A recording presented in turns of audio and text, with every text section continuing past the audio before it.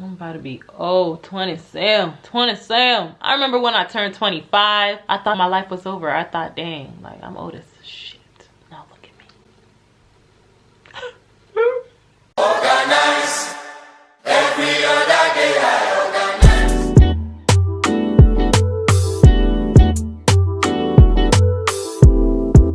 Hey guys, welcome back to my channel. If you guys are new here, hey, my name is Aggie and welcome to the family.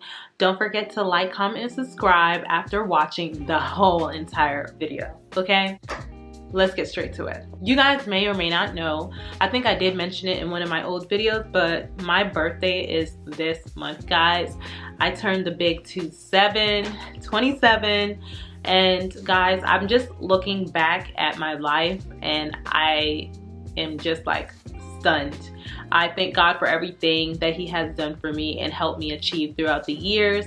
And sometimes I just sit down and I kind of reflect on things that I would want to go back and tell the younger me. So I decided to make a video about it and we're gonna start on it right now. So what would I tell young Aggie? When I was younger, I was different. I was a town boy. I loved nature. I remember once I got beat, I would take my mom's towels and my mom would go buy new towels from Costco and I would take her towels and I'll go lay it out on the backyard. In the backyard, we had like a slight hill outside of the backyard and I would take her towel and I'll kind of lay it there. And I had gotten this telescope from one of my aunt's neighbors and I would sleep on her towels and gaze at the sky, just looking at different stars. I was like that kid. Like I was very intuitive. I always wanted to know something, always doing research on something, but I just knew that my dreams were big and I knew that I would have to prepare myself to achieve them, even if it caused me to get my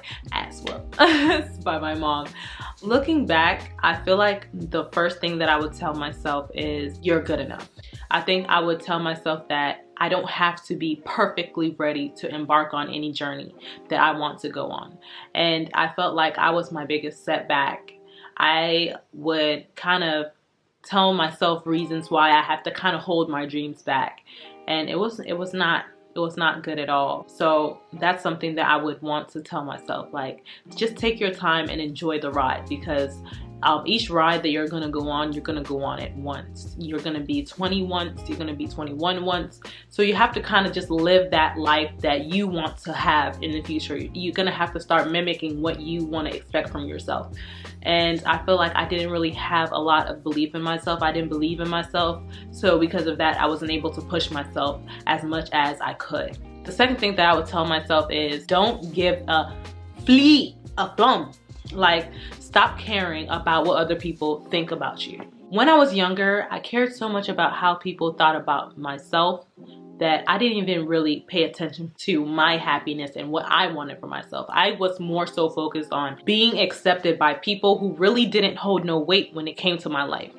And I feel like I see a lot of individuals, even now in my grown years, I see a lot of people prioritizing people who don't prioritize them, and it kind of pushes you into this corner where it's kind of like you're not doing a lot for yourself, but you're staying in a situation because of how it looks.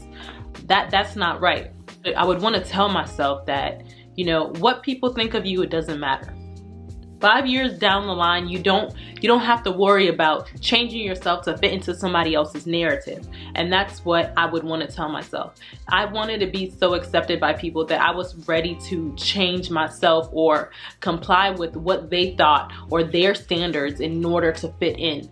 And it made me kind of think that there was something wrong with me. And that's, I feel like, was on the road of, like, you know, not feeling like you belong, and you're gonna start like wanting to eliminate yourself. That would have been my end result if God didn't embark in my life and change my life around, you know.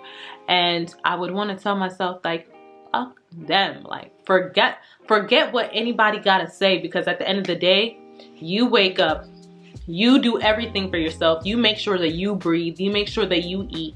You make sure that you take care of yourself. So what anybody else gotta say does not matter. Leave what they gotta say at what they gotta say, or in their mouth. Like, you have to pick and choose who to take heed from. It's not everybody's opinions of you that you have to listen to, especially if it's people who just do not hold any type of weight in your life. I would tell myself to slow down and that I'm not running out of time.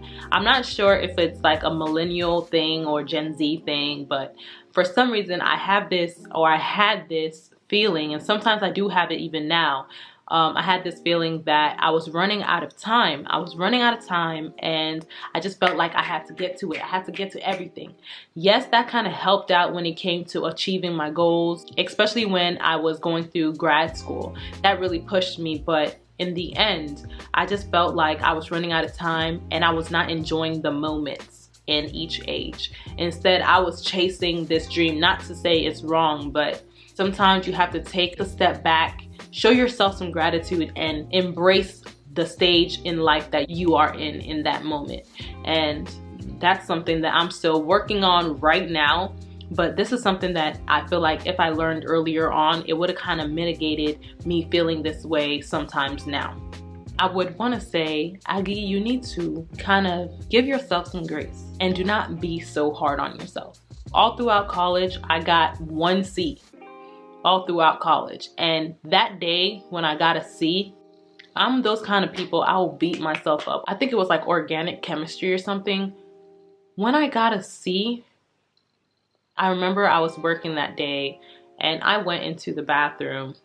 Somebody was there, left from there, and went into this little area at my job where you apply to jobs, and I just put my head down and I just started crying. I was so sad. I called my mom, called my dad, and even my dad stood there and said, Aggie, you're so hard on yourself. And I never really understood why I was like this until like a couple years ago. I was able to sit down, talk to somebody, and kind of reflect on why I'm like this. And I feel like a lot of African kids or foreign kids, and I'm not saying that American kids don't feel this way, but I just know of people who are like me. I noticed that a lot of children of African descent, like myself, where we were born in another country and we came here and spent most of our lives here, a lot of us, like our parents, kind of like push us very, very hard because they see America as an opportunity, which it is. But I feel like growing up, it was always like what I wasn't doing that was kind of highlighted. It was always, oh, you could have done better, instead of, oh, good job. Maybe next time you can go higher.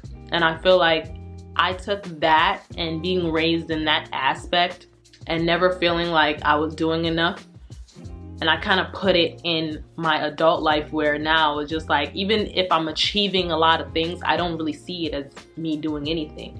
I remember even me graduating grad school, I would sit there and be like, okay, so like what's next? Like I didn't even feel like I achieved anything. I just felt like, hey, this is what I was supposed to do, instead of me feeling like, oh, good job, you achieved so much. Like I know that our parents want the best for us, but I feel like sometimes the way that our parents were raised kind of affects how they treat us, and it kind of affects how they treat us as far as like how they push us, because they see the kind of opportunities that we have now that they weren't accustomed to or they didn't have.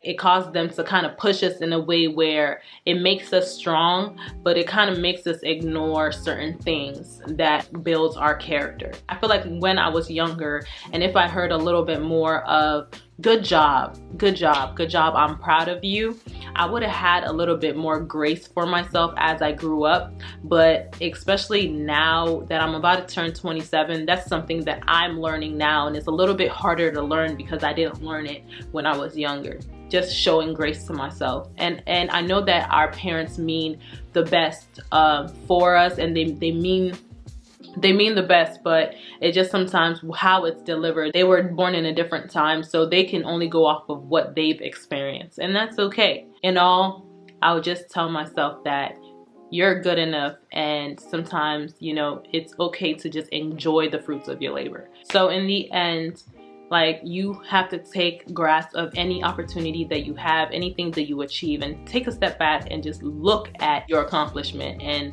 take every chance at enjoying the fruits of your labor, because it's only gonna come that one time, and then you're gonna have to keep on enhancing yourself, and you're gonna feel more fruits, eat more fruits, and you're gonna be a happy ass nigga.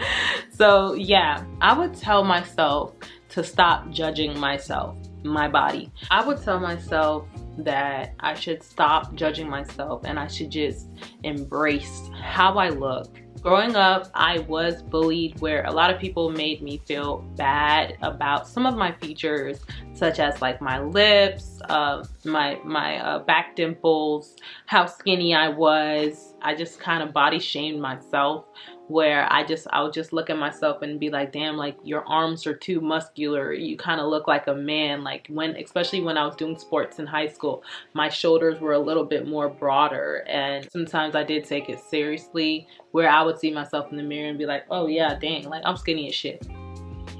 It is what it is. I had to learn that I can't expect anybody to embrace me if I didn't learn to embrace myself. You shouldn't worry about what anybody else got to say to you, because when God was thinking of your image or the image of you, he didn't have anybody else in mind. You shouldn't think too deeply in what anybody else got to say, because when God was writing your chapter, they were nowhere to be found. Okay, I just want you guys to embrace yourself, because nobody else will like you will. You have to show people how you want to be treated by how you treat yourself. They could point everything and I would make it an issue. There was a time where people would make me feel bad, especially from elementary school to middle school. They'll make me feel bad about my lips being big. And even sometimes where it will be kind of like a joke, because my mom will talk about like how big my nose is. But I've seen some people with some crazy noses. Like my nose, like as I grew up, I was just like what was I thinking? I was just taking heed in a lot of other people's opinions. I needed to look in the mirror and be like, damn, like look what God has made. Look what God made. Cherish it. Like, look at this. You can't buy it off of the store. You can't do anything. Like, he beautifully sculpted me.